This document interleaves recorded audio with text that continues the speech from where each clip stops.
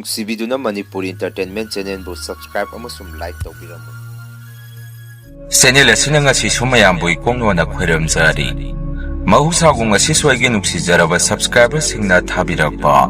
Manipuri horror story ꯑꯅꯧꯕ ꯑꯃꯕꯨ ꯃꯌꯥꯝꯒꯤꯗꯃꯛꯇ ꯄꯨꯗꯨꯅ ꯂꯥꯛꯆꯔꯤ꯫ ꯋꯥꯔꯤ ꯑꯁꯤꯕꯨ ꯂꯥꯟꯊꯣꯛꯆꯔꯛꯄ ꯃꯇꯝꯗ ꯁꯣꯏꯈꯤ ꯂꯥꯟꯈꯤꯕ ꯌꯥꯎꯔꯕꯁꯨ ꯃꯌꯥꯝꯗ ꯉꯥꯛꯄꯤꯅꯕ ꯍꯥꯏꯖꯔꯤ꯫ ꯐꯔꯦ ꯑꯗꯨꯗꯤ ꯃꯌꯥꯝ ꯋꯥꯔꯤꯁꯤ ꯍꯧꯅꯕ ꯇꯧꯖꯔꯒꯦ꯫ ꯋꯥꯔꯤꯁꯤ ꯃꯇꯝ ꯑꯗꯨꯗ ꯑꯩ ꯏꯁꯥꯒꯤ ꯂꯩꯀꯥꯏ ꯑꯁꯤꯗ ꯑꯁꯦꯡꯕ ꯊꯣꯛꯈꯤꯕ ꯊꯧꯗꯣꯛ ꯑꯃꯒꯤ ꯋꯥꯔꯤꯅꯤ꯫ ꯃꯇꯝ ꯑꯗꯨꯗ ꯑꯩꯈꯣꯏ ꯂꯩꯀꯥꯏꯁꯤꯗ ꯂꯥꯏ ꯁꯥꯟꯅꯕꯤ ꯅꯨꯄꯤ ꯑꯃ ꯂꯩꯔꯝꯃꯤ꯫ ꯅꯨꯄꯤꯁꯦ ꯃꯌꯨꯝ ꯃꯀꯩ ꯄꯥꯜꯂꯨꯔꯒ ꯃꯆꯥꯁꯤꯡ ꯑꯗꯨ ꯅꯨꯄꯥ ꯃꯌꯨꯝꯗ ꯍꯨꯟꯗꯣꯛꯑꯝꯃꯒ ꯍꯜꯂꯛꯄꯅꯤ꯫ ꯃꯀꯣꯛꯁꯨ ꯈꯔ ꯕꯦꯔꯥ ꯂꯩꯕ ꯅꯨꯄꯤꯅꯤ꯫ ꯃꯤ ꯑꯃꯅ ꯊꯕꯛ ꯏꯪꯈꯥꯡ ꯑꯔꯨꯕ ꯑꯃ ꯆꯠꯅꯕ ꯊꯣꯔꯛꯄꯗ ꯃꯥꯒꯤ ꯐꯅꯦꯛꯇꯣ ꯐꯠ ꯐꯠ ꯀꯜꯂꯒ ꯍꯧꯖꯤꯛꯀꯤ ꯅꯨꯄꯤꯁꯤ ꯍꯦꯛꯇ ꯆꯪꯈꯤ꯫ ꯃꯁꯤꯗ ꯗꯁꯥ ꯄꯥꯡꯗꯕ ꯁꯨꯝ ꯊꯣꯛꯎ ꯇꯝꯃꯝꯕ ꯃꯤꯗꯤ ꯃꯥꯅ ꯑꯗꯨꯃꯥꯏꯅ ꯍꯦꯛ ꯇꯧꯔꯨꯕꯒ ꯃꯤꯗꯣ ꯑꯦꯛꯁꯤꯗꯦꯟ ꯊꯣꯛꯄ ꯁꯤꯕ ꯅꯥꯕ ꯑꯗꯨꯃꯥꯏꯅ ꯍꯦꯛꯇ ꯇꯧꯒꯜꯂꯤ꯫ ꯅꯨꯃꯤꯠꯇꯣ ꯗꯗꯥꯒꯩꯒ ꯀꯣꯂꯦꯖ ꯆꯠꯅꯕ ꯃꯇꯝꯗꯨꯒꯤ ꯒꯥꯔꯤ ꯑꯦꯛꯇꯤꯚꯥ ꯑꯔꯤꯕꯗꯨ ꯃꯗꯨ ꯌꯨꯝꯗꯒꯤ ꯊꯧꯗꯣꯔꯛꯅꯕ ꯇꯧꯏ꯫ ꯃꯗꯨꯗ ꯗꯗꯥꯗ ꯑꯩꯅ ꯑꯁꯨꯝꯅ ꯍꯥꯏ, ꯗꯗꯥ ꯒꯥꯔꯤꯗꯣ ꯑꯩ ꯊꯧꯔꯛꯀꯦ, ꯗꯗꯥ ꯅꯪ ꯇꯣꯡꯉꯛꯎ꯫ ꯗꯗꯥꯅꯁꯨ ꯌꯥꯔꯣꯏ, ꯅꯪꯅ ꯊꯧꯔꯒꯗꯤ ꯌꯥꯝꯅ ꯇꯞꯄꯤ, ꯀꯣꯂꯦꯖ ꯌꯧꯕꯗ ꯄꯨꯡꯗꯣ ꯌꯧꯔꯅꯤ, ꯑꯗꯨꯅ ꯑꯩ ꯅꯪꯅꯕ ꯑꯗꯨꯝ ꯊꯧꯗꯣꯔꯤꯅꯤ꯫ ꯗꯗꯥ ꯏꯕꯥꯅꯤꯒꯤ ꯋꯥꯔꯤꯗꯣ ꯇꯥꯕꯗ ꯏꯃꯥꯁꯨ ꯊꯣꯔꯛꯑꯒ, ꯀꯩꯅꯣꯅꯦ ꯅꯆꯤꯟ ꯅꯅꯥꯎꯕꯨ ꯒꯥꯔꯤꯕꯨ ꯑꯊꯧꯕ ꯑꯃꯅ ꯀꯣꯛ ꯊꯧꯔꯒ ꯆꯠꯂꯨ ꯌꯥꯗ꯭ꯔꯣ? ꯑꯉꯥꯡ ꯃꯆꯥꯗꯧꯅ ꯑꯩ ꯊꯧꯒꯦ ꯃꯨꯟꯅꯔꯤꯗꯨꯅ? ꯍꯣꯔꯦꯟ ꯀꯣꯂꯦꯖ ꯍꯜꯂꯛꯑꯒ ꯅꯆꯤꯟ ꯅꯅꯥꯎ ꯀꯣꯏꯆꯠ ꯆꯠꯂꯒ ꯂꯩꯊꯣꯛꯀꯅꯨ, ꯉꯟꯅ ꯌꯨꯝꯗ ꯍꯟꯖꯜꯂꯛꯎ ꯍꯥꯏꯔꯛꯏ꯫ ꯏꯃꯥꯗ ꯑꯩꯅ ꯏꯃꯥ ꯒꯦꯠ ꯑꯃꯨꯛꯇ ꯍꯥꯡꯇꯣꯛꯄꯤꯔꯛꯎ ꯍꯥꯏꯔꯝꯃꯤ꯫ ꯏꯃꯥꯅꯁꯨ ꯌꯨꯝꯒꯤ ꯒꯦꯠꯇꯣ ꯍꯥꯡꯇꯣꯛꯄꯤꯔꯛꯏ꯫ ꯑꯗꯨꯒ ꯑꯩꯅ ꯃꯅꯤꯡꯗ ꯇꯣꯡꯉꯒ ꯗꯗꯥꯅ ꯒꯥꯔꯤꯗꯨ ꯊꯧꯗꯣꯔꯛꯏ꯫ ꯑꯩꯈꯣꯏ ꯂꯝꯖꯥꯎ ꯃꯆꯤꯟ ꯈꯤꯇꯪ ꯍꯦꯛ ꯍꯥꯏꯗꯣꯔꯛꯄꯗ ꯍꯧꯖꯤꯛꯀꯤ ꯅꯨꯄꯤꯁꯤ ꯗꯗꯥꯒ ꯑꯩꯒꯅ ꯑꯃꯨꯛ ꯊꯦꯡꯅꯔꯝꯃꯤ꯫ ꯑꯩꯈꯣꯏ ꯎꯕꯗ ꯃꯥꯁꯦ ꯐꯅꯦꯛꯇꯨꯅ ꯐꯠ ꯐꯠ ꯀꯜꯂꯝꯃꯒ ꯃꯥꯁꯦ ꯁꯠ ꯆꯪꯈꯤ꯫ ꯑꯩꯗꯤ ꯃꯗꯨ ꯎꯕꯗ ꯏꯁꯥꯗ ꯌꯥꯝꯅ ꯑꯀꯤꯕ ꯑꯃ ꯄꯣꯛꯈꯤ꯫ ꯗꯗꯥꯗꯤ ꯃꯆꯤꯟꯗꯨꯝ ꯊꯤꯖꯤꯜꯂꯝꯃꯤ ꯅꯨꯄꯤ ꯑꯗꯨꯗ꯫ ꯂꯝꯕꯦꯟꯗ ꯗꯗꯥꯅ ꯒꯥꯔꯤꯗꯣ ꯊꯧꯔꯤꯉꯩꯗ ꯗꯗꯥꯗ ꯑꯩꯅ ꯑꯁꯨꯝꯅ ꯍꯥꯏ, ꯗꯗꯥ ꯀꯩꯁꯨ ꯇꯧꯔꯣꯏꯗ꯭ꯔꯣ ꯃꯥꯒꯤ ꯍꯧꯖꯤꯛꯀꯤꯗꯣ? ꯑꯁ ꯑꯩꯗꯤ ꯌꯥꯝꯅ ꯀꯤꯔꯦ ꯗꯗꯥ꯫ ꯗꯗꯥꯅ ꯑꯃꯨꯛ ꯀꯩꯗꯧꯗꯣꯔꯤꯒꯦꯍꯦ ꯑꯉꯥꯎꯕꯤꯗꯨꯕꯣ? ꯑꯩꯅ ꯑꯃꯨꯛ ꯑꯗꯨ ꯑꯣꯏꯔꯒꯁꯨ ꯗꯗꯥ ꯃꯥꯅ ꯑꯗꯨꯃꯥꯏꯅ ꯐꯅꯦꯛ ꯍꯦꯛ ꯀꯜꯂꯒ ꯆꯪꯈꯤꯕꯁꯤ ꯃꯗꯨ ꯊꯦꯡꯅꯔꯨꯕ ꯃꯤꯗꯤ ꯒꯥꯔꯤ ꯑꯦꯛꯁꯤꯗꯦꯟ ꯊꯣꯛꯄ ꯅꯠꯇ꯭ꯔꯒ ꯅꯥꯕ ꯑꯗꯨꯃꯥꯏꯅ ꯍꯦꯛꯇ ꯇꯧꯒꯜꯂꯤꯗꯨꯗꯤ꯫ ꯑꯗꯨꯃꯥꯏꯅ ꯑꯩꯅ ꯍꯦꯛ ꯍꯥꯏꯕꯒ ꯑꯩꯈꯣꯏꯁꯦ ꯒꯥꯔꯤ ꯊꯦꯡꯖꯤꯟꯅꯒꯦ ꯇꯧꯔꯛꯑꯝꯃꯤ꯫ ꯈꯤꯇꯪꯗ ꯉꯥꯏꯔꯝꯃꯤ꯫ ꯗꯗꯥꯅꯁꯨ ꯑꯁ ꯅꯪ ꯁꯨꯕ ꯄꯨꯡꯉꯥꯡꯗ ꯉꯥꯡꯉꯤꯍꯦ, ꯃꯤꯒ ꯒꯥꯔꯤ ꯊꯦꯡꯖꯤꯟꯅꯒꯦ ꯈꯤꯇꯪꯗ ꯉꯥꯏ, ꯇꯨꯃꯤꯟꯅ ꯇꯣꯡꯉꯣꯃꯦ ꯅꯪꯕꯣ꯫ ꯑꯩꯅ ꯑꯁꯣꯝꯗ ꯀ꯭ꯂꯥꯁ ꯑꯉꯟꯕ ꯑꯃ ꯌꯥꯎꯒꯗꯕ ꯂꯩꯕꯒ ꯑꯁꯣꯝꯗ ꯄꯨꯡꯅꯒ ꯌꯥꯁꯜꯂꯛꯇꯕꯒ ꯃꯗꯨꯗꯩꯗꯤ ꯑꯩꯁꯨ ꯇꯨꯃꯤꯟꯅ ꯂꯩꯖꯔꯛꯑꯝꯃꯤ꯫ ꯀꯣꯂꯦꯖ ꯌꯧꯔꯦ, ꯗꯗꯥꯁꯨ ꯃꯥꯏ ꯊꯣꯛꯄ ꯑꯗꯨꯝ ꯆꯠꯈ꯭ꯔꯦ, ꯑꯩꯁꯨ ꯑꯩ ꯊꯣꯛꯄ ꯏꯃꯥꯟꯅꯕꯁꯤꯡꯒ ꯑꯗꯨꯝ ꯄꯨꯜꯍꯧꯔꯦ꯫ ꯀꯣꯟꯅ ꯀꯣꯂꯦꯖꯇꯣ ꯍꯜꯂꯛꯄꯒꯤ ꯃꯇꯝ ꯌꯧꯔꯛꯇꯨꯅ ꯗꯗꯥꯒ ꯑꯩꯒꯁꯦ ꯑꯃꯨꯛ ꯌꯨꯝꯗ ꯍꯜꯂꯛꯅꯕ ꯇꯧꯔꯛꯑꯝꯃꯤ꯫ ꯃꯇꯝ ꯑꯗꯨꯗ ꯑꯩꯒꯤ ꯈꯨꯠ ꯄꯥꯝꯕꯣꯝꯁꯤ ꯌꯥꯝꯅ ꯆꯣꯡꯉꯤ꯫ ꯗꯗꯥꯗ ꯄꯥꯎ ꯑꯗꯨ ꯇꯝꯕꯁꯨ ꯇꯜꯂꯛꯑꯝꯃꯤ꯫ ꯑꯃꯨꯛꯀ ꯉꯥꯡꯉꯛꯀꯗ꯭ꯔꯥ ꯈꯟꯕꯗ ꯑꯗꯨꯅ ꯑꯩꯁꯤ ꯌꯨꯝꯗ ꯌꯧꯕ ꯍꯥꯏꯗꯅ ꯒꯥꯔꯤꯗꯣ ꯇꯣꯡꯉꯛꯑꯝꯃꯤ꯫ ꯗꯗꯥꯁꯨ ꯒꯥꯔꯤꯗꯣ ꯁꯨꯝ ꯊꯧꯔꯦ, ꯁꯨꯝ ꯒꯥꯔꯤꯗꯣ ꯌꯨꯝ ꯌꯧꯐꯥꯎ ꯊꯧꯔꯛꯄꯁꯤꯗ ꯒꯣꯂꯥꯏ ꯍꯥꯏꯖꯟꯕ ꯃꯄꯥ ꯑꯃꯗ ꯗꯗꯥꯒ ꯑꯩꯒꯁꯤ ꯒꯥꯔꯤ ꯀꯥꯔ ꯑꯃꯅ ꯊꯦꯡꯖꯤꯜꯂꯛꯇꯅ ꯌꯥꯝꯅ ꯊꯤꯅ ꯃꯐꯝ ꯑꯗꯨꯗ ꯑꯦꯛꯁꯤꯗꯦꯟ ꯊꯣꯛꯑꯝꯃꯤ꯫ ꯑꯩꯁꯨ ꯑꯅꯥꯕ ꯆꯩꯅꯥ ꯈꯣꯜ ꯑꯃ ꯏꯁꯥꯗ ꯐꯥꯎꯔꯝꯃꯒ ꯑꯗꯨꯝ ꯏꯁꯥ ꯏꯇꯣꯝꯗ ꯒ꯭ꯌꯥꯟ ꯃꯥꯡꯈꯤ꯫ ꯗꯗꯥꯁꯨ ꯀꯝꯗꯧꯔꯤ ꯑꯩ ꯑꯃꯇ ꯈꯪꯕ ꯉꯝꯃꯝꯗ꯭ꯔꯦ꯫ ꯑꯩꯅ ꯒ꯭ꯌꯥꯟ ꯇꯥꯔꯛꯄꯗ ꯑꯩꯁꯦ ꯍꯣꯁꯄꯤꯇꯥꯜꯒꯤ ꯕꯦꯗ ꯑꯃꯗ ꯂꯩꯔꯝꯃꯤ꯫ ꯏꯁꯥꯅ ꯑꯗꯨꯝ ꯈꯪꯖꯔꯦ ꯑꯩꯁꯦ ꯈꯔꯗꯤ ꯇꯝꯊꯤꯅ ꯁꯣꯛꯂꯦ ꯍꯥꯏꯕꯁꯤ꯫ ꯂꯥꯏꯕꯛ ꯐꯕꯗꯤ ꯗꯗꯥꯁꯨ ꯁꯣꯛꯇꯤ ꯁꯣꯛꯑꯒ ꯏꯆꯤꯜ ꯏꯅꯥꯎ ꯑꯩꯈꯣꯏ ꯑꯅꯤꯒꯤ ꯄꯨꯟꯁꯤ ꯃꯥꯡꯒꯗꯕꯗꯒꯤ ꯁꯝꯅꯥꯗ ꯂꯤꯊꯣꯛꯍꯧꯈꯤ꯫ ꯕꯕꯥ ꯏꯃꯥꯁꯨ ꯀꯞꯄꯝꯃꯤ ꯗꯗꯥꯒ ꯑꯩꯒꯤꯒ ꯃꯇꯧ ꯑꯗꯨꯗ꯫ ꯀꯨꯏꯅ ꯗꯗꯥꯒ ꯑꯩꯒꯁꯦ ꯍꯣꯁꯄꯤꯇꯥꯜ ꯑꯃꯗ ꯂꯩꯔꯝꯃꯤ꯫ ꯃꯁꯤꯒꯤ ꯃꯇꯨꯡ ꯀꯣꯟꯅ ꯈꯔ ꯐꯔꯛꯄꯗꯒꯤ ꯌꯨꯝꯗ ꯑꯃꯨꯛ ꯀꯨꯝꯃꯛꯏ꯫ ꯑꯩꯁꯨ ꯅꯥꯕ ꯈꯔ ꯐꯔꯛꯄꯒ ꯏꯃꯥ ꯕꯕꯥꯗ ꯑꯩꯈꯣꯏꯅ ꯒꯥꯔꯤ ꯑꯦꯛꯁꯤꯗꯦꯟ ꯊꯣꯛꯈꯤꯕꯒꯤ ꯃꯔꯝꯗꯨ ꯃꯈꯣꯏꯗ ꯋꯥꯔꯤ ꯁꯨꯝ ꯇꯝꯃꯝꯃꯤ꯫ ꯕꯕꯥ ꯏꯃꯥ ꯅꯨꯃꯤꯠꯇꯨ ꯗꯗꯥꯒ ꯑꯩꯒ ꯀꯣꯂꯦꯖ ꯆꯠꯄꯒꯤ ꯊꯣꯔꯛꯄꯗ ꯁꯣꯅꯣ ꯆꯨꯕꯤ ꯅꯨꯄꯤꯗꯣ ꯃꯥꯅ ꯐꯅꯦꯛꯅ ꯐꯠ ꯐꯠ ꯑꯩꯈꯣꯏ ꯃꯥꯡꯗ ꯀꯜꯂꯝꯃꯒ ꯆꯪꯈ꯭ꯔꯤꯅꯤ꯫ ꯑꯩꯗꯤ ꯅꯨꯃꯤꯠꯇꯨ ꯗꯗꯥꯗ ꯑꯗꯨꯝ ꯍꯥꯏꯖꯕꯅꯤ, ꯀꯩꯅꯣꯝꯗꯤ ꯇꯧꯔꯅꯤ ꯍꯥꯏꯗꯅ꯫ ꯑꯗꯣ ꯗꯗꯥꯗꯤ ꯊꯥꯖꯗꯕ ꯃꯥꯜꯂꯤ ꯑꯩꯅ ꯍꯥꯏꯈꯤꯕꯗꯨ꯫ ꯑꯁ ꯑꯩꯗꯤ ꯌꯥꯝꯅ ꯀꯤꯔꯦ ꯑꯗꯨꯒꯤ ꯅꯨꯄꯤꯗꯣ ꯊꯦꯡꯅꯒꯗꯕ ꯍꯥꯏꯔꯝꯃꯤ꯫ ꯑꯩꯒꯤ ꯋꯥꯗꯨꯗ ꯏꯃꯥꯗꯤ ꯈꯔꯕꯨ ꯐꯩ, ꯕꯕꯥꯗꯤ ꯐꯤꯡ ꯂꯥꯎꯅ ꯁꯥꯎꯒꯠꯂꯛꯏ꯫ ꯀꯔꯤ ꯃꯗꯨꯒꯤ ꯅꯨꯄꯤꯗꯣ ꯀꯃꯥꯏꯅ ꯉꯥꯡꯅꯅꯤ? ꯅꯨꯃꯤꯠꯇꯨꯗ ꯅꯣꯏꯗ ꯃꯥꯅ ꯑꯗꯨꯝꯅ ꯇꯧꯔꯛꯑꯕ ꯑꯩ ꯍꯧꯖꯤꯛ ꯂꯩꯀꯥꯏ ꯇꯥꯛꯀꯤ ꯏꯆꯥ ꯑꯅꯤꯒꯤ ꯄꯨꯟꯁꯤꯕꯨ ꯃꯥꯅ ꯂꯃꯈꯥꯡꯗ ꯂꯣꯏꯈꯤꯅꯕ ꯇꯧꯕ꯫ ꯍꯦꯔꯥ ꯍꯥꯏꯗꯅ ꯕꯕꯥꯗꯤ ꯌꯥꯝꯅ ꯁꯥꯎꯅ ꯊꯣꯛꯈꯤꯒꯦ ꯇꯧꯏ꯫ ꯃꯗꯨꯗ ꯏꯃꯥꯅ ꯕꯕꯥꯕꯨ ꯊꯦꯝꯖꯤꯟꯕꯤꯔꯝꯃꯤ꯫ ꯉꯥꯏꯈꯣ ꯅꯪ ꯕꯕꯥ ꯍꯧꯖꯤꯛ ꯍꯦꯛꯇ ꯈꯟꯅꯔꯨꯕ ꯌꯥꯔꯣꯏ꯫ ꯍꯣꯏ ꯂꯩꯀꯥꯏꯒꯤ ꯃꯤꯒꯕꯨꯗꯤ ꯋꯥꯗꯣ ꯇꯥꯟꯅꯁꯤ꯫ ꯑꯗꯣ ꯃꯥꯁꯦ ꯂꯨꯔꯤꯗꯤ ꯂꯩꯀꯥꯏ ꯃꯤꯅ ꯉꯥꯡꯅꯕ ꯉꯝꯗ꯭ꯔꯕ ꯃꯤꯅꯤ꯫ ꯑꯗꯨ ꯉꯁꯤ ꯍꯌꯦꯡ ꯍꯦꯛꯇꯗꯤ ꯍꯥꯏꯔꯨꯈꯤꯅꯨ ꯍꯥꯏꯗꯅ ꯏꯃꯥꯅ ꯕꯕꯥꯕꯨ ꯊꯦꯝꯃꯝꯃꯤ꯫ ꯕꯕꯥꯁꯨ ꯁꯥꯎꯏ ꯅꯨꯃꯤꯠꯇꯨ ꯌꯥꯝꯅ꯫ Matam kharaги matung hojiki nupis na lakay de lai sanadana, lere khulak mi bata mapanuban thokpa ngamnaramdi. Adumayna kanna kinariba tanja serakasida, dadasu accident thokpagi kuina yumda leiruraga, khara phagalakpagi tanja koisa chaningba matam maduni. Aduna numito dadase mamanaba magi birthday yauruni taurami. Aduwa amana dadadi khara miki laiki de. Baba imanasu dadada ngangami, handakta dasa sauwa matakibada ngairi, karigino nanga amu asukyam na satpa pangkuli isina. Dadana su kuiroi ngay halake hairamaga, dadase dum thoki. Haizabagi wani numidangi pung mapan tara pho dadase yumda halamdi. Kwesu maduda pakhanarami. Babaga imaga su hongnarga saipung yengusi hainarami. Tanja aduda dadase thongandagi, gari horon khong dana yumda halakpa makhola matarei. Imaga kusu kaidorabazanu haidana senthoi. Dadase thongani hikyobuga gyan mangduna, makhada bom longna lekthaki.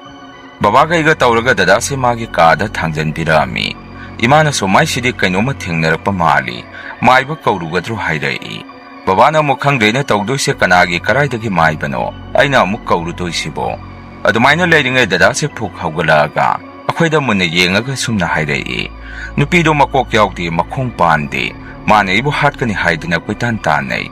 Asumna machinda mapam marang khangdaba soron pharon si punghangda ngangba haurai. Dadagi mong matawduda akhoi sodom khangba ngamle, karino mo thengnare haibasi. Babana engonda ibungo maiba kaurusi, sidi yararoi haidai. Aina so baba maibadi karaidagi kaurudoino hangami. Babana muklay lao ipana khangba amalay, may manakta salusi haidana. Babagay gadi maibado kauba thorami.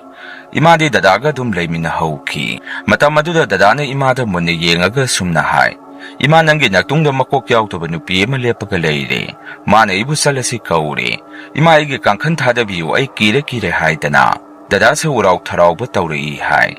Maduda ima so tawphang khangdadana yumthangnaba kakaji ten hoi kauraga. Babaga iga halakpa ngaiminarami. Babaga iga so maibado kauraga puna yumasda lakminarami. Maibaduna so asumna hairei. Asidi thengnare edana leirene asaida. Adumaina maibaduna madi kaigumba mang udana. Akhoida warido tamai. Aduwa kona laiten khuram thoga phattaba potu. Maibaduna yumasidagi tanthokpirami. Dadasu kona gyan tamna tarai. Baba imana su dadada phajana hai. Matam kharadi sidaidi mapanuban thoranu. Noise dasalangban su khara pangdi. Aduna gyan taruko ibungo haidana. Baba imana dadada haibirami. Thagdoksagi matung nongmadi hojiki angawbi lai sanariba nupisi leitre haiba paw ama tanarami. Ma leitre paw tabada dadagai gati yamna haraujai. Nupisi mathau mga pangthokpagi lekagi miyuisingsu yawba chatpa kinarami. Adubo mathau mangamdi pangthoktaba yadabanina mayam changdana hau tawraga mathau mangamdo pangthoami. Mayam so maduna loire khallubane adubo nupido magi mang mapa daida poloikhiba mapa daida thengna mamna halakpa mina Adaida nupido thokpa maui, thengnai haidana mayamse wawa laungnarami. Madudagi mayamse amukka hena kiba haibado wainarami. Warido babana so khoida wari tamaga, numitugi waina khoise kire tummasi haidana, tumba sangnarage tawrakpa matamasida. Yumthangnaba kakaji tengi nupi indum saasi, akhoida yamna pakhana thong thilai. Akhoisu kaidawrabazano ne haidana thongado hangtoami. Maduda kakaji tengi nupi indum sana. Babada tada nanaw nupado asayda leire. Masangak pangamdre may mamangda karino mathalaga leire. Kana-kanano khara hauraga mukta thokpira uhai. Yaraga de akhoi maiken hoi bungbi hoi tawraga. Amukta lawminarusi hairei. Babana suamo. Ihe madi asok theng kansida karaida mukchal uribazano ne hairami. Kakaji tengi nupina mukhangde. Aina di sakranu mamna thengna halakpado nungaiti di haijakibani. Adubo mamanaba amagi masanay kuiroi haidana. Ayuktagi masi thokibani. Ado amukta thongminarusi hairei. Imana so babada adudi thokpiruro. Ibungo nasinanaw ani su yauro mi khara yamna salu. Noi horen karigumba ma tawragasu. Kidanaba haidana. Puna khoise kakadu lawba thorami. Ngaglide kakadu ngasai makai phone pairamaga muk pairakhite. Akhoi so kaidawrabzano ne haidana pholado sum tawraga thirakpada. Kakagi phone ge ring makhonsi lai sanabi nupi eduge mongpham maya daidagi wena tarai. Akhoi so punga khek ngagnare kidana khoise sangjira sangum sira khanarami. Mapamado khara so sukpa songba jaga oi. Babana so hera kirena bu sangda yaribo. ꯂꯥꯛꯑꯣ ꯌꯦꯡꯉꯨꯔꯁꯤ ꯀꯔꯤꯒꯤꯅꯣ ꯃꯥꯒꯤ ꯐꯣꯟꯗꯨꯅ ꯑꯁꯥꯏꯗꯒꯤ ꯈꯤꯡꯉꯤꯗꯤ ꯍꯥꯏꯗꯅ ꯑꯩꯈꯣꯏꯁꯦ ꯀꯤꯅ ꯃꯣꯡꯐꯝ ꯑꯗꯣꯝꯗ ꯆꯪꯉꯨꯕꯗ ꯀꯀꯥ ꯖꯤꯇꯦꯟꯁꯤ ꯃꯣꯡꯐꯝ ꯑꯗꯨꯗ ꯒ꯭ꯌꯥꯟ ꯃꯥꯡꯗꯨꯅ ꯇꯥꯔꯒ ꯂꯩꯔꯝꯃꯤ꯫ ꯑꯩꯈꯣꯏꯁꯨ ꯍꯦꯛ ꯆꯪꯁꯜꯂꯨꯕꯁꯨ ꯀꯤꯒꯨꯝ ꯀꯔꯤ ꯇꯧꯒꯗꯕꯅꯣ ꯈꯪꯉꯝꯗꯦ꯫ ꯑꯗꯨꯕꯨ ꯏꯟꯗꯣꯝꯆꯥꯅ ꯃꯥ ꯑꯣꯏꯅ ꯆꯪꯒꯦ ꯍꯥꯏꯗꯅ ꯃꯥꯡ ꯊꯥꯔꯒ ꯀꯀꯥ ꯖꯤꯇꯦꯟꯒꯤ ꯃꯅꯥꯛꯇ ꯆꯪꯉꯨꯕꯗ ꯃꯤ ꯑꯃ ꯑꯗꯥꯏꯗ ꯁꯣꯔ ꯋꯥꯅ ꯍꯣꯟꯕ ꯃꯈꯣꯜ ꯑꯃ ꯇꯥꯔꯛꯏ꯫ ꯈꯨꯗꯛꯇ ꯊꯨꯅ ꯀꯀꯥ ꯖꯤꯇꯦꯟꯁꯤ ꯂꯧꯈꯠꯂꯒ ꯑꯩꯈꯣꯏꯁꯦ ꯌꯨꯝ ꯌꯧꯅꯕ ꯂꯥꯛꯃꯤꯟꯅꯔꯝꯃꯤ꯫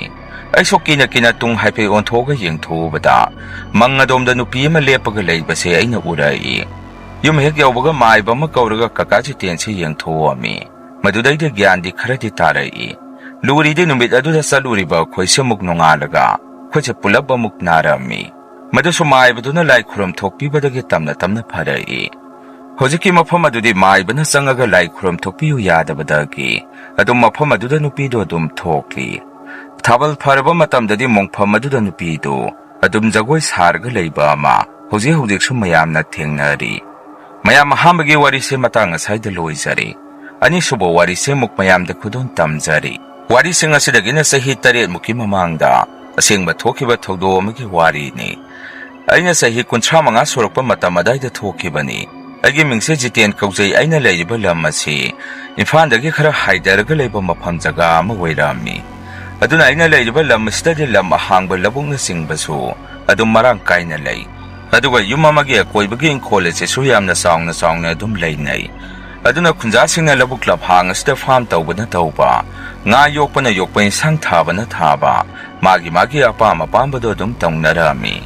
ꯌꯨꯝꯒꯤ ꯑꯀꯣꯏꯕꯗꯁꯨ ꯍꯩ ꯂꯩ ꯅꯤꯡꯊꯤꯖꯅ ꯊꯥꯅꯩ꯫ ꯑꯗꯨꯅ ꯃꯍꯩ ꯃꯔꯣꯡꯒꯤ ꯂꯝꯗꯗꯤ ꯑꯋꯥꯠꯄ ꯑꯃꯠꯇ ꯂꯩꯔꯝꯗꯦ꯫ ꯑꯗꯨꯕꯨ ꯃꯤꯑꯣꯏꯕꯒꯤ ꯈ꯭ꯋꯥꯏꯗꯒꯤ ꯃꯔꯨ ꯑꯣꯏꯔꯤꯕꯗꯤ ꯄꯩꯁꯥ ꯇꯥꯟꯕꯅꯤ꯫ ꯃꯗꯨꯅ ꯑꯩꯈꯣꯏꯅ ꯄꯨꯊꯣꯛꯂꯤꯕ ꯃꯍꯩ ꯃꯔꯣꯡꯁꯤꯡ ꯑꯗꯨ ꯄꯩꯁꯥ ꯑꯣꯟꯊꯣꯛꯄ ꯑꯁꯤ ꯈꯔ ꯋꯥꯅ ꯊꯣꯛꯑꯝꯃꯤ꯫ ꯑꯅꯛꯄꯗ ꯌꯣꯟꯐꯝ ꯂꯩꯇꯕꯈꯛ ꯅꯠꯇꯅ ꯃꯥꯒꯤ ꯃꯍꯩ ꯃꯔꯣꯡ ꯄꯨꯊꯣꯛꯅꯔꯛꯄ ꯃꯇꯝ ꯑꯣꯏꯕꯅꯤꯅ ꯄꯣꯠ ꯂꯩꯕꯤꯅꯕ ꯃꯤꯁꯦ ꯏꯂꯩ ꯍꯦꯛ ꯂꯩꯔꯝꯗꯦ꯫ ꯂꯝ ꯂꯥꯞꯄꯅ ꯃꯔꯝ ꯑꯣꯏꯔꯒ ꯄꯣꯠ ꯄꯨꯊꯣꯛ ꯄꯨꯁꯤꯟ ꯇꯧꯕꯗ ꯐꯔꯛ ꯈꯔ ꯇꯥꯔꯝꯃꯤ꯫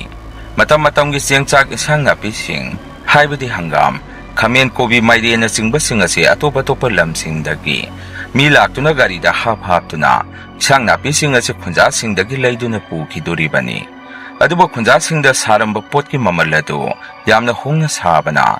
ꯐꯥꯝ ꯇꯧꯖꯔꯤꯕꯁꯤꯡꯗ ꯏꯀꯥꯟ ꯀꯥꯟꯅꯔꯝꯗꯦ꯫ ꯃꯔꯝꯗꯤ ꯏꯟꯁꯥꯡ ꯅꯥꯄꯤ ꯊꯥꯕ ꯍꯥꯏꯔꯤꯁꯤꯗꯕꯨ ꯃꯤꯑꯣꯏꯕꯒꯤ ꯄꯥꯡꯒꯜ ꯌꯥꯝꯅ ꯆꯪꯕꯗ ꯅꯠꯇꯅ ꯊꯥꯔꯤꯕ ꯏꯟꯁꯥꯡ ꯅꯥꯄꯤꯁꯤꯡ ꯑꯗꯨ ꯇꯤꯟ ꯀꯥꯡꯗꯒꯤ ꯉꯥꯛꯊꯣꯛꯄ ꯑꯃꯗꯤ ꯃꯄꯨꯡ ꯃꯔꯩ ꯐꯥꯍꯟꯕꯗ ꯍꯤꯗꯥꯛ ꯂꯥꯡꯊꯛ ꯍꯥꯔꯅꯆꯤꯡꯕ ꯑꯗꯨꯝ ꯂꯩꯗꯨꯅ ꯊꯥꯔꯤꯕꯅꯤ꯫ ꯁꯦꯟ ꯌꯥꯝꯅ ꯆꯪꯅ ꯍꯣꯠꯅꯔꯤꯕ ꯊꯕꯛꯅꯤ꯫ ꯑꯗꯨꯒ ꯏꯟꯁꯥꯡ ꯅꯥꯄꯤ ꯂꯧꯈꯠꯄ ꯂꯥꯛꯄ ꯑꯗꯨꯁꯨ ꯆꯥꯡ ナꯏꯅ ꯃꯇꯝ ꯆꯥꯅ ꯂꯥꯛꯄ ꯅꯠꯇꯦ꯫ ꯑꯗꯨꯅ ꯈꯨꯟꯖꯥꯁꯤꯡꯒꯤ ꯏꯟꯁꯥꯡ ꯅꯥꯄꯤ ꯑꯌꯥꯝꯕ ꯄꯠ ꯄꯨꯝꯗꯨꯅ ꯃꯥꯡꯕꯁꯨ ꯌꯥꯎꯏ꯫ ꯃꯔꯝ ꯑꯁꯤꯅꯁꯨ ꯐꯥꯝ ꯇꯧꯔꯤꯕ ꯈꯨꯟꯖꯥꯁꯤꯡ ꯑꯁꯤꯅ ꯃꯁꯥꯅ ꯄꯨꯊꯣꯛꯆꯔꯤꯕ ꯄꯣꯠꯂꯝꯁꯤꯡ ꯑꯗꯨ ꯃꯁꯥꯅ ꯁꯦꯟ ꯄꯤꯗꯨꯅ ꯒꯥꯔꯤ ꯋꯥꯏꯖꯔꯒ ꯂꯝꯗ ꯆꯠꯇꯨꯅ ꯌꯣꯟꯕ ꯅꯠꯇ꯭ꯔꯒ ꯏꯝꯐꯥꯜ ꯕꯖꯥꯔꯗ ꯄꯨꯂꯞ ꯄꯨꯈꯠꯇꯨꯅ ꯌꯣꯟꯕꯁꯨ ꯑꯗꯨꯝ ꯌꯥꯎꯔꯝꯃꯤ꯫ ꯑꯩꯒꯤꯁꯨ ꯃꯇꯝ ꯑꯗꯨꯗ ꯏꯟꯁꯥꯡ ꯅꯥꯄꯤ ꯊꯥꯕ ꯌꯥꯕ ꯐꯥꯝ ꯃꯆꯥ ꯑꯃ ꯂꯩꯖꯩ꯫ ꯐꯥꯝ ꯑꯁꯤ ꯑꯩꯒꯤ ꯏꯅꯥꯎꯒ ꯑꯩꯒ ꯄꯨꯟꯅ ꯇꯧꯃꯤꯟꯅꯕꯅꯤ꯫ ꯐꯥꯝ ꯑꯁꯤꯗ ꯃꯇꯝꯒꯤ ꯃꯈꯜ ꯃꯈꯥ ꯀꯌꯥꯒꯤ ꯏꯟꯁꯥꯡ ꯅꯥꯄꯤ ꯏꯅꯥꯎ ꯅꯨꯄꯥꯒ ꯑꯩꯒꯅ ꯊꯥꯖꯩ꯫ ꯃꯍꯩ ꯃꯔꯣꯡ ꯏꯟꯁꯥꯡ ꯅꯥꯄꯤꯁꯤꯡ ꯑꯗꯨ ꯌꯣꯜꯂꯒ ꯏꯆꯤꯜ ꯏꯅꯥꯎ ꯁꯦꯟꯗꯣꯡ ꯑꯃꯨꯛ ꯌꯦꯟꯅꯗꯣꯔꯤꯅꯤ꯫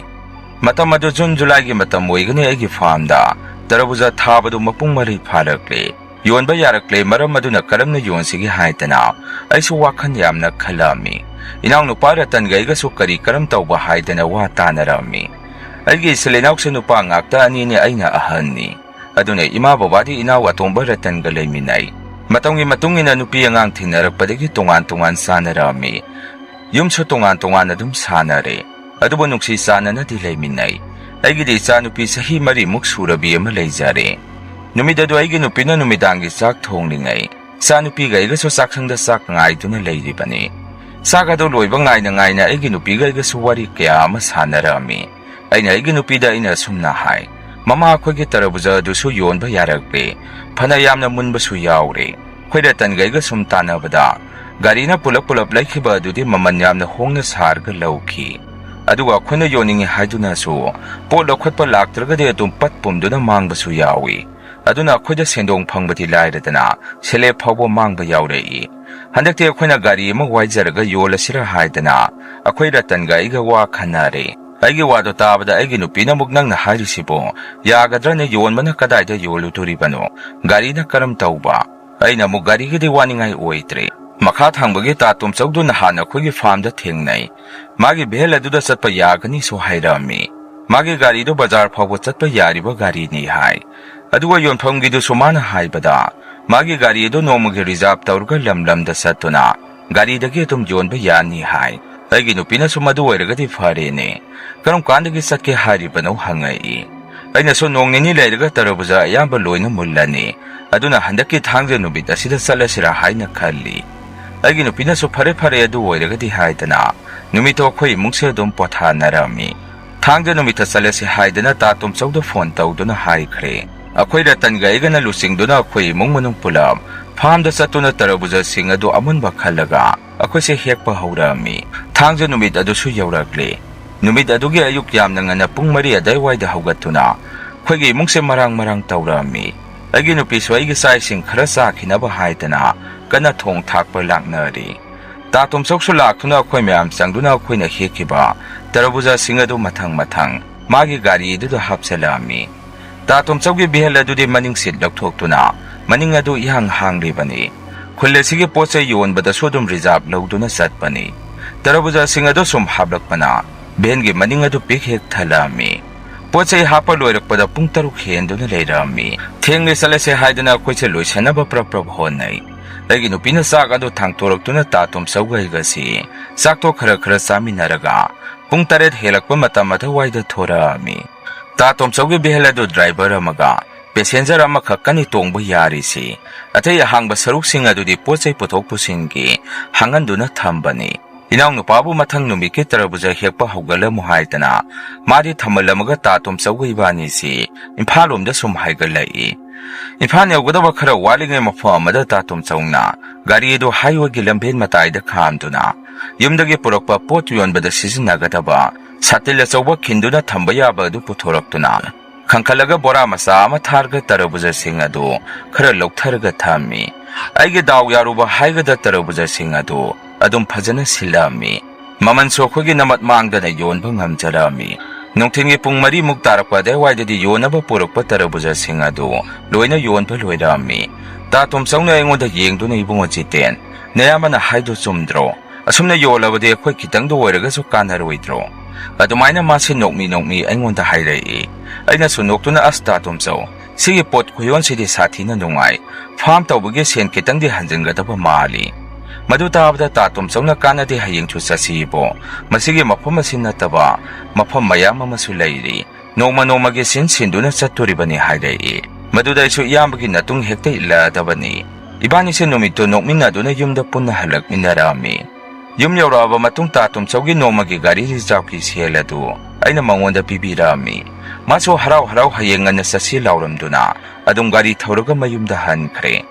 ꯑꯁꯨꯝꯅ ꯇꯥ ꯇꯣꯝꯆꯧ ꯏꯕꯥꯅꯤꯁꯦ ꯍꯧꯅꯗꯨꯅ ꯑꯗꯨꯝ ꯄꯣꯠꯆꯩ ꯏꯟꯁꯥꯡ ꯅꯥꯄꯤ ꯒꯥꯔꯤꯗ ꯍꯥꯞꯇꯨꯅ ꯂꯝꯗ ꯌꯣꯟꯕꯁꯦ ꯑꯗꯨꯝ ꯆꯠꯃꯤꯟꯅꯔꯛꯑꯝꯃꯤ ꯃꯔꯛꯇ ꯏꯅꯥꯎꯅꯨꯄꯥ ꯔꯇꯟꯒ ꯆꯠꯈꯤꯕꯁꯨ ꯌꯥꯎꯏ ꯑꯗꯨꯕꯨ ꯑꯅꯝꯕ ꯃꯇꯝꯗ ꯑꯩꯒꯗ ꯑꯗꯨꯝ ꯆꯠꯂꯛꯑꯝꯃꯤ ꯅꯣꯡꯃ ꯑꯃꯗꯤ ꯇꯥ ꯇꯣꯝꯆꯧ ꯏꯕꯥꯅꯤꯁꯦ ꯈꯔ ꯂꯥꯞꯅ ꯆꯠꯁꯤ ꯍꯥꯏꯅꯔꯛꯑꯝꯃꯤ ꯍꯥꯏꯅꯈꯤꯕꯒꯤ ꯃꯇꯨꯡ ꯏꯟꯅ ꯇꯥ ꯇꯣꯝꯆꯧꯅꯁꯨ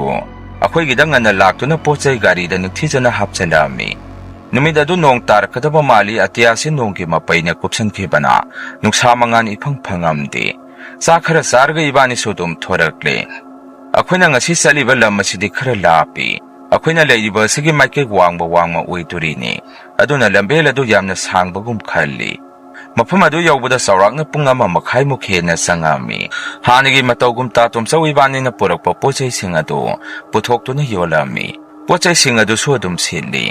ꯃꯃꯜꯁꯨ ꯑꯗꯨꯝ ꯃꯇꯤꯛ ꯆꯥꯅ ꯌꯣꯟꯕ ꯉꯝꯃꯝꯃꯤ ꯅꯨꯡꯊꯤꯟꯒꯤ ꯄꯨꯡ 4 ꯇꯥꯔꯛꯄ ꯃꯇꯝ ꯑꯁꯤꯗ ꯄꯣꯠꯆꯩ ꯑꯌꯥꯝꯕ ꯂꯣꯏꯅ ꯁꯤꯠꯈ꯭ꯔꯦ ꯌꯨꯝ ꯍꯜꯂꯁꯦ ꯍꯥꯏꯅꯗꯨꯅ ꯇꯥ ꯇꯣꯝꯆꯧꯒ ꯏꯕꯥꯅꯤꯁꯤ ꯌꯨꯝꯂꯣꯝꯗ ꯍꯜꯂꯛꯅꯕ ꯊꯧꯔꯥꯡ ꯇꯧꯔꯛꯑꯝꯃꯤ ꯇꯥ ꯇꯣꯝꯆꯧꯅ ꯒꯥꯔꯤ ꯊꯧꯔꯒ ꯑꯩꯅ ꯅꯥꯀꯟꯗ ꯐꯝꯂꯒ ꯏꯕꯥꯅꯤꯁꯤ ꯋꯥꯔꯤ ꯁꯥꯗꯨꯅ ꯁꯨꯝ ꯂꯝꯕꯦꯟꯗ ꯂꯥꯛꯄ ꯑꯁꯤꯗ ꯇꯥ ꯇꯣꯝꯆꯧꯒꯤ ꯚꯦꯟꯒꯤ ꯃꯅꯤꯡꯒꯤ ꯇꯌꯔ ꯑꯗꯨ ꯏꯈꯪ ꯈꯪꯍꯧꯗꯅ ꯄꯪꯆꯔ ꯑꯣꯏꯔꯛꯈꯤ ꯏꯕꯥꯅꯤꯁꯨ ꯒꯥꯔꯤꯗꯒꯤ ꯀꯨꯝꯊꯔꯛꯇꯨꯅ ꯇꯌꯔ ꯑꯗꯨ ꯌꯦꯡꯉꯝꯃꯤ ꯇꯌꯔ ꯑꯗꯨ ꯍꯣꯔꯝꯕ ꯃꯥꯜꯂꯤ ꯅꯨꯡꯁꯤꯠ ꯌꯥꯎꯗꯕꯒꯤ ꯐꯝꯗꯗꯨꯅ ꯂꯩꯔꯝꯃꯤ ꯇꯥ ꯇꯣꯝꯆꯧꯗ ꯑꯩꯅ ꯑꯣꯟꯁꯟꯗꯨꯅ ꯇꯥꯗ ꯀꯝꯗꯧꯅꯤ ꯇꯌꯔꯁꯤꯗꯤ ꯐꯖꯅ ꯐꯝꯂꯦ ꯑꯅꯛꯄꯗ ꯋꯥꯛꯁꯣꯞꯁꯨ ꯂꯩꯕ ꯎꯗꯦ ꯑꯩꯒꯤ ꯋꯥꯗꯣ ꯇꯥꯕꯗ ꯇꯥ ꯇꯣꯝꯆꯧꯅ ꯀꯔꯤꯁꯨ ꯋꯥꯒꯅꯨ ꯏꯕꯨꯡꯉꯣ ꯒꯥꯔꯤꯗ ꯁ꯭ꯄꯦꯌꯔ ꯇꯌꯔ ꯌꯥꯎꯔꯤ ꯈꯨꯠꯁꯨ ꯈꯨꯠꯂꯥꯏꯁꯨ ꯂꯣꯏꯅ ꯌꯥꯎꯔꯤ ꯑꯗꯨꯃꯥꯏꯅ ꯍꯥꯏꯔꯛꯇꯨꯅ ꯇꯥ ꯇꯣꯝꯆꯧꯅ ꯒꯥꯔꯤꯗꯒꯤ ꯈꯨꯠꯁꯨ ꯈꯨꯠꯂꯥꯏꯁꯤꯡ ꯑꯗꯨ ꯂꯧꯊꯣꯔꯛꯇꯨꯅ ꯄꯪꯆꯔ ꯑꯣꯏꯔꯤꯕ ꯇꯌꯔ ꯑꯗꯨ ꯂꯧꯊꯣꯛꯇꯨꯅ anauba tayar ama garidagi puthoraktuna sintoami. Punamak ase pungloi loirakpa matamdadi numidang wairumgi pung 6 muk taaduna leirami.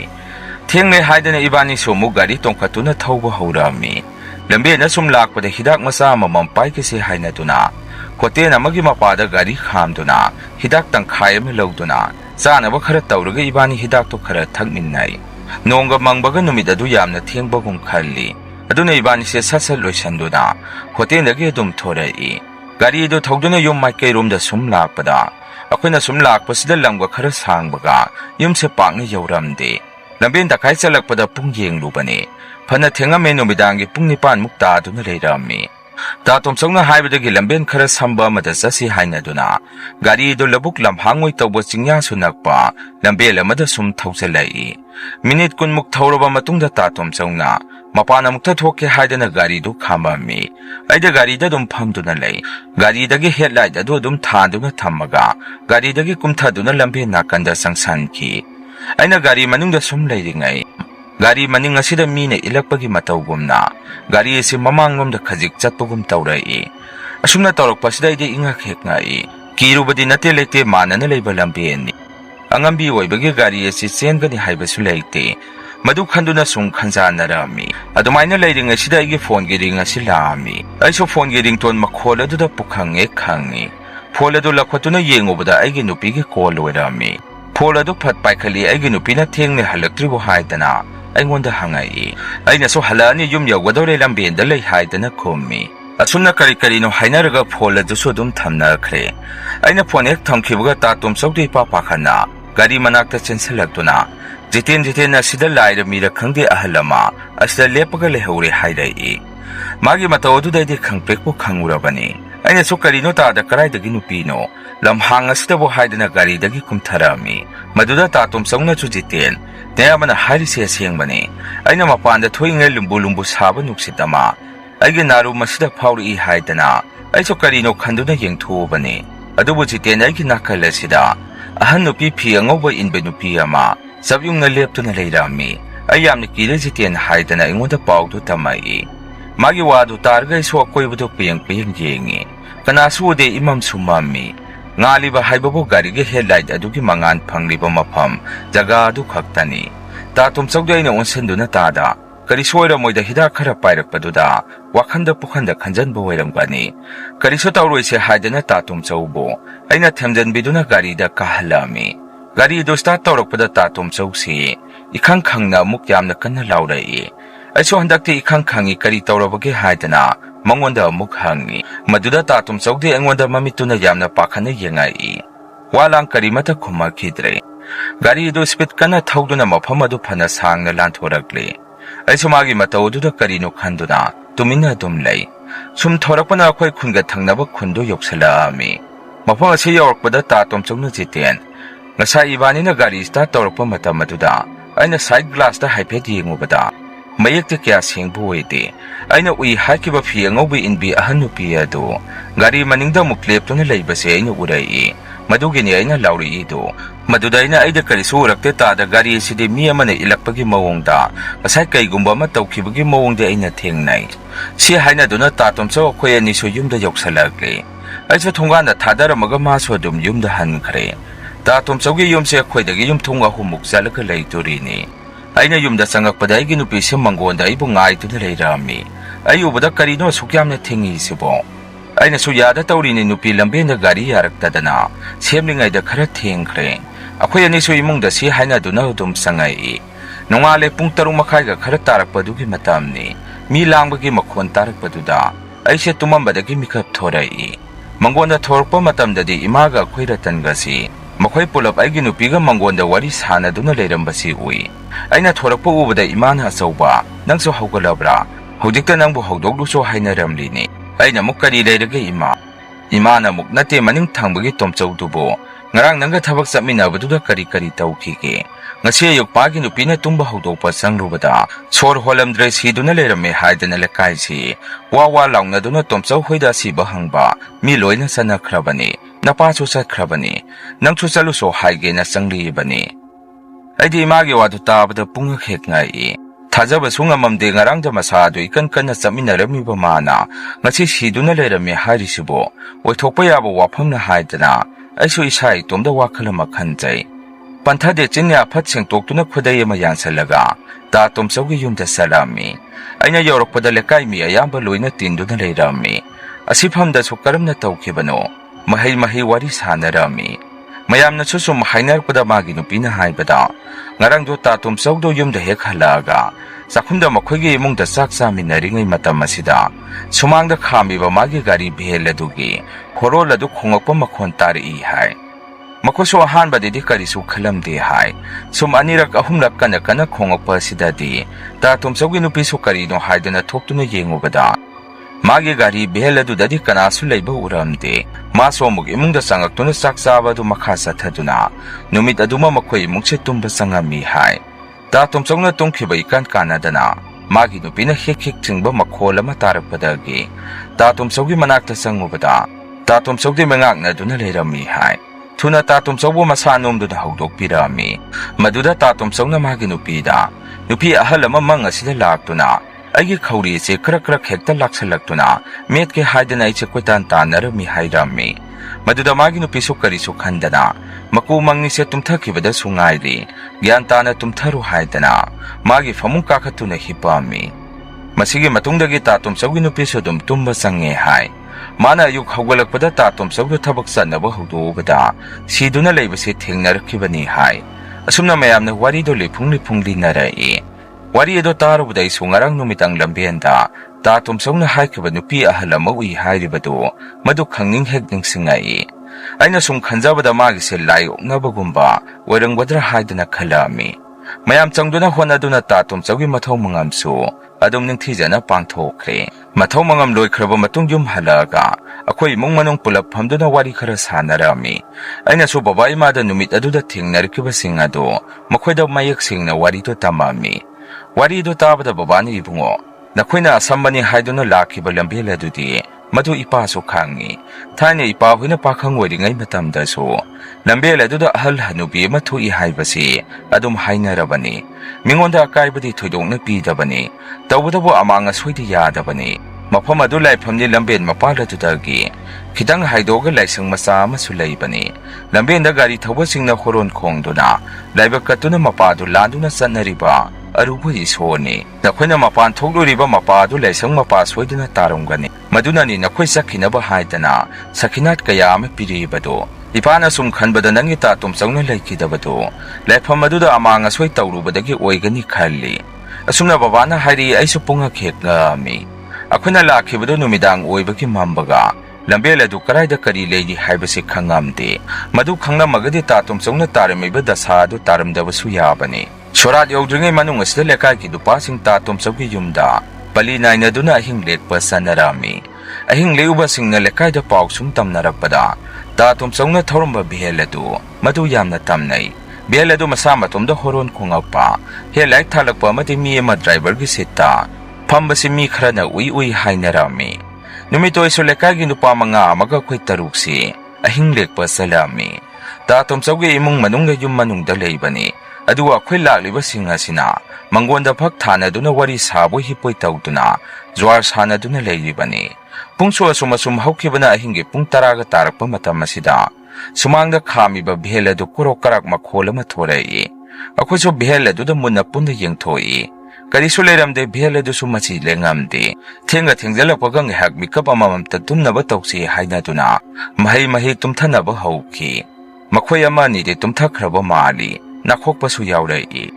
asumna sum lerakpana pung 12 ga tarpa sawaida bengi thong adu hangdorakpagi makhola maina tarami aisu tamnariba haidura sibo khanduna adum tumina lei lepalekte bengi thong adu hangdok hangin sanabagi matawgum makhon sedum tarami tariba makhola du daichu haipet kok asile thoktuna ben khami ba domda yengoi bengi driver seat adu da musuk muba mi ama phambagum aina urai aisung hektang du isada swai lawi mayamna hainabadu sumle bhela sidi dasingna tamnare haibase aisu wakhala makhalami ꯀꯅꯥꯗꯁꯨ ꯀꯔꯤꯁꯨ ꯍꯥꯏꯔꯨꯗ꯭ꯔꯦ ꯇꯨꯝꯊꯅꯕ ꯀꯟꯅ ꯍꯣꯠꯅꯗꯨꯅ ꯎꯆꯤꯟ ꯅꯥꯆꯤꯟ ꯑꯩꯁꯨ ꯇꯨꯝꯊꯈꯤꯗꯨꯅ ꯂꯩꯔꯝꯃꯤ ꯃꯤ ꯂꯥꯡꯕꯒꯤ ꯃꯈꯣꯟ ꯇꯥꯔꯛꯄꯁꯤꯗ ꯑꯩꯁꯦ ꯑꯃꯨꯛ ꯃꯤꯀꯞ ꯊꯣꯔꯛꯑꯝꯃꯤ ꯅꯣꯡꯁꯨ ꯉꯥꯟꯒꯗꯕ ꯈꯖꯤꯛꯇ ꯉꯥꯏꯔꯕꯅꯤ ꯑꯩꯈꯣꯏ ꯂꯥꯛꯃꯤꯟꯅꯔꯤꯕ ꯃꯁꯦꯟꯒꯤ ꯃꯔꯛꯇ ꯈꯥꯕ ꯀꯧꯕ ꯑꯃ ꯌꯥꯎꯏ ꯈꯥꯕꯅ ꯉꯥꯏꯍꯥꯛ ꯇꯨꯝꯂꯨꯔꯒ ꯃꯤꯀꯞ ꯊꯣꯔꯛꯄꯗ ꯃꯄꯥꯟ ꯊꯣꯛꯀꯦ ꯍꯥꯏꯗꯅ ꯁꯪꯒꯣꯏ ꯅꯥꯀꯜ ꯑꯗꯣꯝꯗ ꯆꯪꯁꯤꯟꯗꯨꯅ ꯃꯄꯥꯟ ꯊꯣꯛꯂꯨꯔꯒ ꯃꯪꯒꯣꯜꯂꯣꯝꯗ ꯑꯃꯨꯛ ꯀꯥꯔꯛꯀꯦ ꯇꯧꯔꯛꯄꯁꯤꯗ ꯁꯨꯃꯥꯡꯗ ꯈꯥꯝꯃꯤꯕ ꯚꯦꯜ ꯑꯗꯨ ꯃꯇꯣꯝꯗ ꯐꯦꯔꯦ ꯐꯦꯔꯦ ꯍꯥꯏꯔꯛꯏ ꯍꯥꯏ ꯃꯗꯨ ꯎꯕꯗꯒꯤ ꯃꯌꯥꯝ ꯇꯨꯝꯂꯤꯕ ꯑꯗꯣꯝꯗ ꯆꯪꯁꯤꯟꯗꯨꯅ ꯃꯌꯥꯝ ꯑꯗꯨ ꯍꯧꯗꯣꯛꯑꯝꯕꯅꯤ ꯍꯥꯏ ꯅꯣꯡꯍꯦꯛ ꯉꯥꯟꯈꯤꯕꯒ ꯑꯩꯈꯣꯏꯁꯨ ꯌꯨꯝꯗ ꯍꯜꯂꯛꯅꯔꯝꯃꯤ ꯑꯁꯨꯝꯅ ꯃꯊꯪ ꯑꯗꯨꯝ ꯁꯣꯔꯥꯠ ꯌꯧꯗ꯭ꯔꯤꯉꯩ ꯑꯁꯤꯗ ꯑꯍꯤꯡ ꯂꯦꯛꯄ ꯑꯗꯨꯝ ꯆꯠꯅꯔꯝꯃꯤ ꯑꯩꯈꯣꯏ ꯔꯇꯟꯅ ꯑꯍꯤꯡ ꯂꯦꯛꯂꯨꯕ ꯑꯗꯨꯗꯁꯨ ꯃꯤ ꯆꯠꯄꯒꯤ ꯃꯈꯣꯜ ꯑꯃꯗꯤ ꯁꯥꯗꯤꯟ ꯁꯦꯌꯥꯗ ꯗꯣꯡꯗꯥꯡ ꯇꯧꯕꯁꯤ ꯑꯗꯨꯝ ꯇꯥꯏ ꯍꯥꯏ ꯃꯇꯧ ꯑꯁꯨꯝꯅ ꯃꯇꯝꯗꯤ ꯍꯧꯈꯤꯕꯅ ꯇꯥ ꯇꯣꯝꯆꯧꯒꯤ ꯁꯣꯔꯥꯠꯁꯨ ꯑꯗꯨꯝ ꯂꯣꯏꯁꯤꯟꯈ꯭ꯔꯦ ꯁꯣꯔꯥꯠ ꯂꯣꯏꯔꯕ ꯃꯇꯨꯡ ꯚꯦꯜ ꯑꯗꯨꯁꯨ ꯇꯥ ꯇꯣꯝꯆꯧꯒꯤ ꯅꯨꯄꯤꯅ ꯃꯥꯏꯕ ꯑꯃ ꯇꯥꯟꯅꯔꯒ ꯚꯦꯜ ꯑꯗꯨꯁꯨ ꯑꯗꯨꯝ ꯌꯣꯟꯊꯣꯛꯈ꯭ꯔꯦ ꯍꯧꯖꯤꯛꯁꯨ ꯑꯩꯈꯣꯏꯅ ꯆꯠꯂꯨꯕ ꯂꯝꯕꯦꯜ ꯑꯗꯨ ꯃꯤ ꯑꯗꯨꯝ ꯆꯠꯊꯣꯛ ꯆꯠꯁꯤꯟ ꯇꯧꯅꯔꯤ ꯒꯥꯔꯤꯒꯤ ꯍꯣꯔꯣꯟ ꯄꯤꯗꯨꯅ ꯃꯄꯥꯟ ꯂꯥꯟꯅ ꯍꯧꯖꯤꯛꯁꯨ ꯑꯗꯨꯝ ꯂꯝꯕꯦꯟ ꯆꯠꯅꯔꯤ ꯃꯁꯤꯅꯤ ꯃꯌꯥꯝ ꯉꯁꯤꯒꯤ ꯔꯤꯌꯦꯜ ꯍꯣꯔꯔ ꯁ꯭ꯇꯣꯔꯤ ꯃꯊꯪꯒꯤ ꯋꯥꯔꯤ ꯊꯥꯒꯠꯂꯛꯄꯗ ꯃꯌꯥꯝ ꯄꯨꯟꯅꯃꯨꯛ ꯊꯦꯡꯅꯔꯁꯤ ꯉꯁꯤꯒꯤꯗꯤ ꯃꯌꯥꯝꯗꯒꯤ ꯀꯥꯏꯅꯅꯕ ꯕꯤꯗꯥꯏ ꯂꯧꯖꯔꯤ